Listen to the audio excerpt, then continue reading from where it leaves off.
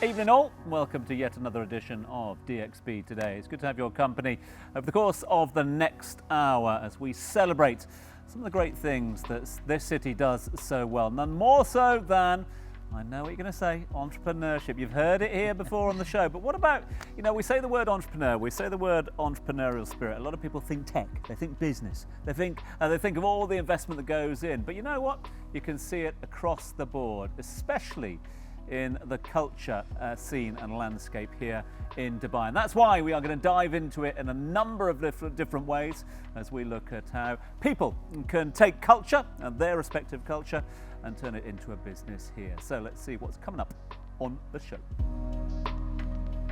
We follow the team behind interior design studio Dress My Room to witness a full house makeover from solutions to the implementation.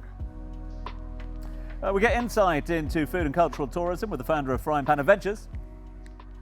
Plus, we've got talented singer Christine Martiashvili joining us for a performance right here in studio. Guys, it's such an exciting show because we're talking culture, food, entertainment, three things that are literally music to my ears, especially in a city like Dubai where there are over 200 nationalities. How we dress, eat, live, practice our religion, raise our kids is so different. It is so diverse. It is unique yet unified in so many ways. Do you agree, Tom? Yes, in a word, Ash, I concur with you 100%. But I was thinking about this one when we were sitting down before the show. And I was thinking about the fact, a lot of people, I can remember back in the day when a lot of people go, what are you doing at the weekend? There's not much to do at the weekends, is there? There's not much to do. Forget the weekends. We're midweek at the moment. There is so much going on. I mean, the weekends are packed with all sorts of events. There's basically something for every single taste, every single budget, every single background. And it continues throughout the week. And that gives you an indication of just how the city is embracing all of these different ideas, giving them voice, giving them momentum, and giving them a platform. This is it. I'm looking forward to the Sikka Art Fair. It's been going on for many, many years. It's been at the Al Fahidi district now, it's called, but this year it's going to be at Shindiga, which is, when we talk about the culture of this city, we talk about those old school areas, those really traditional places that not a lot of people go to. A lot of people stick to their Jumeirahs and certain places they feel comfortable. But you have to get down into the city, man. You have to go gritty. Like I was spending time in Al Quoz the other day and seeing and finding so many different nooks and crannies and different places that are just like interesting, and seeing people just eating nuts and just the culture of the city. It's just growing so much. That's what I love, yeah. Eating nuts and drinking their karak. You're looking at the face of old Dubai right here. As a Dubai baby who was raised in this country, I've been one of the lucky few people to witness this captivating shift.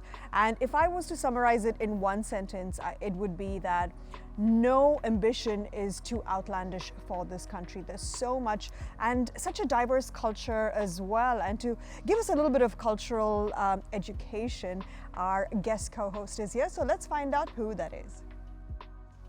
Hi, I'm Saeed Kharbash. I'm CEO of Art and Design in Dubai Culture, and I can't wait to join you in this show. Dr. Saeed will join us in just a little bit, but first we followed the design journey of Emirati sisters Hamda and Hend Al Abbar as they transform exquisite spaces with their expertise. This is Dress My Room.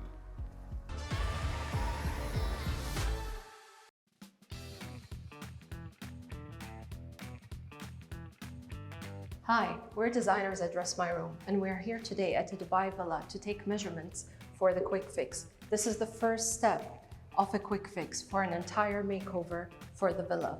We're gonna take photos, we're gonna take the measurements of the master bedroom, the living room, the office, and the rooftop. And after this step, we will head back to the office to start the design process.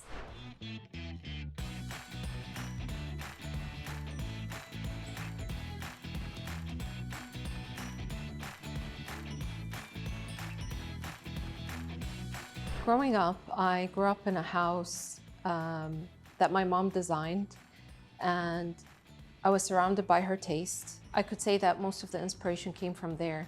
That grew up a passion in me where every time I saw an interior design or a decorating magazine, I had to grab it and look through it. And fast forward years later on, I decided to start an interior designing company. And this is where Dress My Room was born. I'm Hamda Abbar, and I'm the co-founder of Dress My Room. I joined my sister Hend, who's the interior designer in the company, and helped her to support with all the operations, client relations, marketing, and handling all the other aspects of the business. Dress My Room had a huge turn in demand in 2020, and that's when we introduced our Summer Fix campaign, which then turned to our permanent quick fix service, which is the most popular service at the moment. And as of today, we have completed over 200 quick fixes. So the clients for this villa are a couple. They're newlywed, they're young, and they wanted a modern and minimalistic design. We love the transitional design. So we did infuse some vintage pieces. And of course, our focus is always on including some of our own style and design as well in all the interiors. And this is where we brought in some oversized pieces like the artwork and also some of the lamps. And we made sure that all the color scheme is quite neutral and they could live through it for years to come.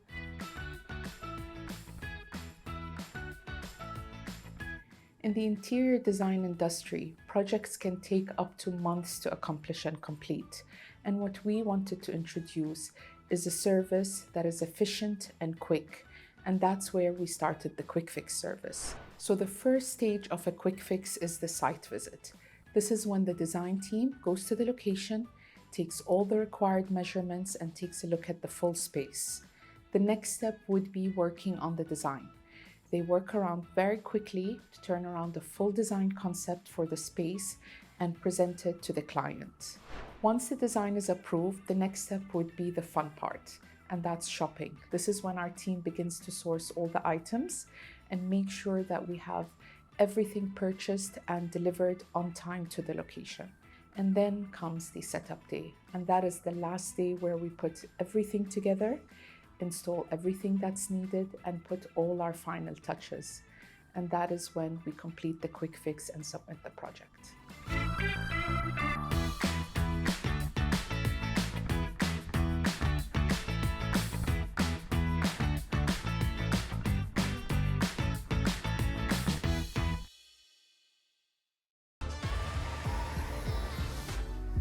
As you can see that entrepreneurial spirit in just about any element of the arts and culture. And now, our guest co-host today is an Emirati leader, contributing to the economic and the cultural development of this extraordinary city through his influence, on a mission to make Dubai the leading hub for creatives. Now, please welcome to the show the CEO of Arts and Literature at Dubai Culture and Arts Authority. It is Dr. Saeed Mubarak Karbash Al-Mani. Thanks so much indeed for your time. Can't thank you enough for being with us. How often do we use that word hub? We use the word hub so often, and it's often seen from an aviation perspective, it's often seen from a business perspective. But as was just mentioned by my dear co-host a few minutes ago, so many different diverse cultures coming together here. It is a true melting pot for the arts here, is it not? That's true, and I think it comes with the DNA in Dubai, where we do want in Dubai to be the leader in a lot of industries. We've been leaders in the financial industry and other industries, and now it's the time for us in the next years to be leading the region and hopefully in a point of time to become top of the world, top of 5 destinations in the world in the culture sector. Within Dubai Culture, we focus on different sectors. So myself, I'm focusing on art, where we're focusing on performing art, visual arts, design, digital art, and culinary art. So those are the focus areas, and we look at the whole ecosystem, where from a 5 years old, 2 to 3 years old, and 5 years old up to someone who's entering that field for the first time. So it's a whole ecosystem, and we'd like to look at it as an ecosystem. Yeah. There's so much international interest, particularly when it comes to Dubai, because of course we have the tallest towers, the world's busiest airport. one of the most, if not the safest city for women, and particularly to raise children. This is such an attractive city where people want to come and start their life, and that's why the new visa system has been introduced to to help people stay here longer than they otherwise can. So can you tell us a little bit more about that? Sure. So we, 5 years ago, we established the Culture Visa program, where we're focusing on a lot of, I would say, not only employees, but creatives within the culture scene.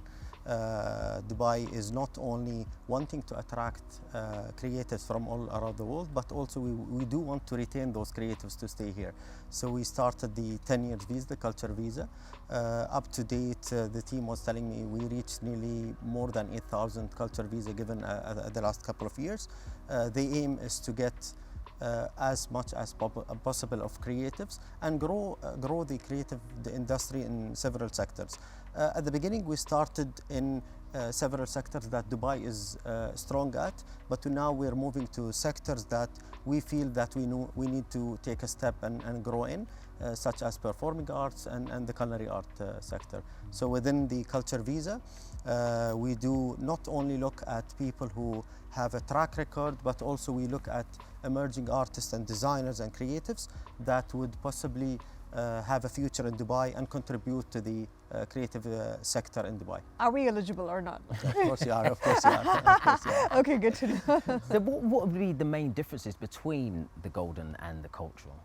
Yeah, so the golden visa, within the rules of the golden visa you would mostly be investing in the city. So it's a investment, you get a property, you do something for that. Within the culture visa, the only thing you would have to do is either a track record that you could potentially contribute to the culture scene in Dubai, or like Sikka, as you mentioned at the beginning, you mentioned Sikka. So we also provide culture visas for emerging artists that just started.